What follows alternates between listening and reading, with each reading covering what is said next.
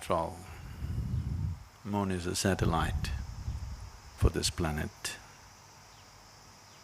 and helplessly strung to this planet and making its rounds. So what is the significance? Why these full moons and no moons are held significant?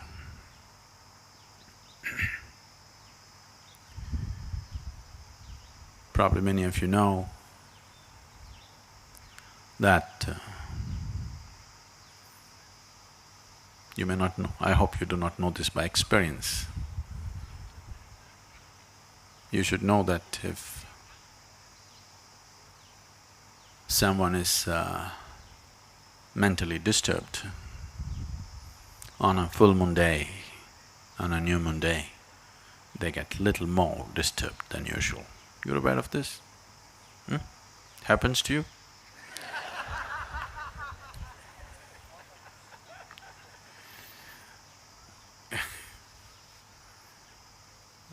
Say yourself, you just be with me, don't worry about the camera. So, it doesn't happen to you, but it does happen to somebody. So it is not that moon instigates madness, it is just that when the moon takes certain positions, it heightens whatever you are. If you are loving, you become more loving.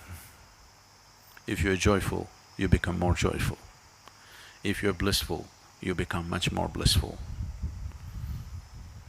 If you're a little insane, you become much more insane. If you're meditative, you become far more meditative. It just enhances everything that you are. So we consider these days important so that you consciously create the right kind of quality in you so that it gets enhanced. Today is Paurnami, in the morning you get up and you be in a certain way, you create a certain quality in you so that by evening that quality is enhanced. So whatever the qualities that you are, so that you start engineering it more consciously than being a victim of unconscious eruptions within yourself. So the moon does not make you mad or meditative, it just enhances whatever you are. You know, even the ocean goes mad. If you are a swimmer on the beach, it's madness for you. But if you are a skipper of a large vessel, it is a boon for you. But something is happening. The very ocean is trying to rise.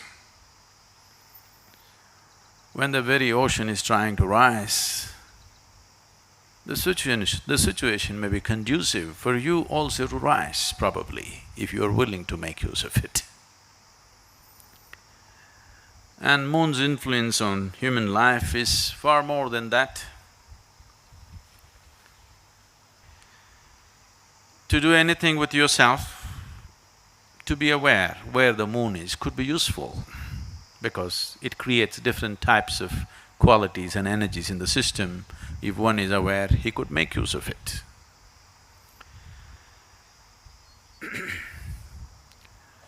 In English language, moon is lunar. If you take a step further, you become a lunatic.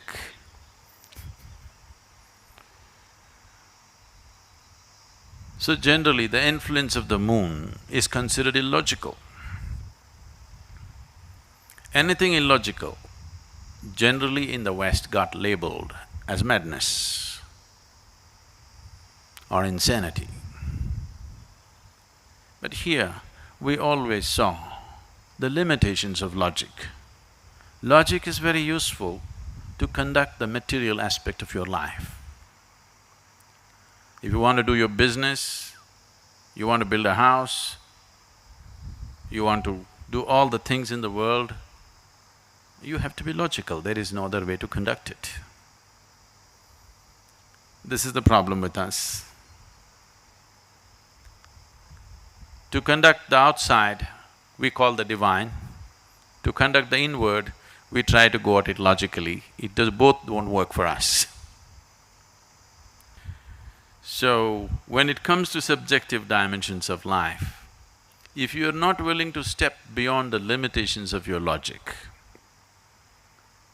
then nothing ever will happen.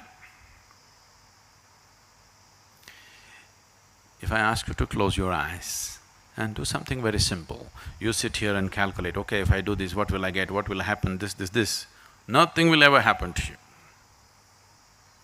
If anything beautiful has to touch you in your life, if meditation has to touch you, if love has to touch you, if bliss has to touch you, you must be illogical. Everything is logically correct, but you have a long face, because everything is correct with you. You're correct, but life doesn't work like that. If you wake up in the morning, tomorrow morning when you wake up, lying down in your bed, think 100% logically. Do not think of all those beautiful moments in your life. Do not go back to any experience which matters to you. Do not think of the birds in the sky, the sunrise, the flowers in your garden, your child's face or a loving moment in your life. Don't look at any of that. Just think logically. Now you actually have to get out of bed. That's not a small feat. Is it a small feat? It's not a small feat. And then you have to go to the toilet. Then you have to eat, work, eat, work, eat, go to sleep. Again tomorrow morning, same thing. Cut out the experiential aspect. Think of your life 100% logically and see, you have to do the same damn things for the next 30, 40, 50 years. And if you do yoga, it gets elongated. It gets stretched further, you know. The same nonsense every day, every day, every day. Just think logically, is it worth it? Is it worthwhile? Is it worthwhile? No. Moments of extreme logic are moments of suicide. And all of you have been committing suicide like this, but you don't do anything these days in one shot. You do everything in installments. You're committing suicide also in installments. I want you to just look back. If you're unable to look back, when you go home today, I want you to rummage into your old pictures and see when you were 5, 6 years of age, how your face was. It was like this. Now, it's getting longer and longer. So, if you have to step out of your logic, unless you do it in a certain way, it sounds senseless. Because right now, your idea of sense is only logical, isn't it? But please see, the most beautiful moments in your life have happened to you only when you kept your logic aside a little bit. Yes? Logically examine your love affair and see, it'll be the most stupid thing you can do. Really. Yes or no? Maybe it's the most beautiful thing in your life, but logically dissect your love affair and look at it, it is the most idiotic thing you can do. But it might have become the most beautiful experience in your life. So the logical dimension of life and the experiential possibility of who you are diametrically opposite. So in yoga, we look at you as two aspects, the sun and the moon. You've seen the symbolism? You've heard of the word hatha, hatha yoga? Hatha means ha, means sun, tha means moon. So these are the two dimensions. There are various symbolisms for this. You have seen Shiva being represented as half man, half woman, all these things to suggest there is a logical dimension to you and there's a dimension beyond that. If you do not explore both, you will be an incomplete human being. or you will be only half alive. So when we say a spiritual process or yoga or whatever, what we're looking at is how to become a full-fledged life process, not a half-life process. Just the body is alive, that's not good enough. Everything in you should be aflame. Only then you will see whether something is happening or nothing is happening, it's worth being here. If you sit here, it's worth being here. If you open your eyes, it's worth being here. If you close your eyes, it's worth being here. Otherwise, whatever is happening, it's not worth being here, simply because only a part of you is alive, the other part is yet to come alive. So the moon, today being a full moon, the clouds are hiding it, but don't worry. Whether you can see it or not, the influence of the moon is very much there. Because on a no moon day or a new moon day, the influence of the moon is far more than on the full moon day. So whether you perceive something or do not perceive something is not the issue, the influence is anyway there.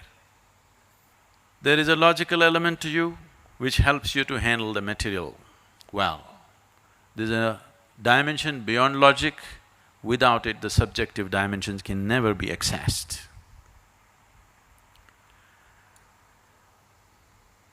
The moon is a symbolic representation of that dimension.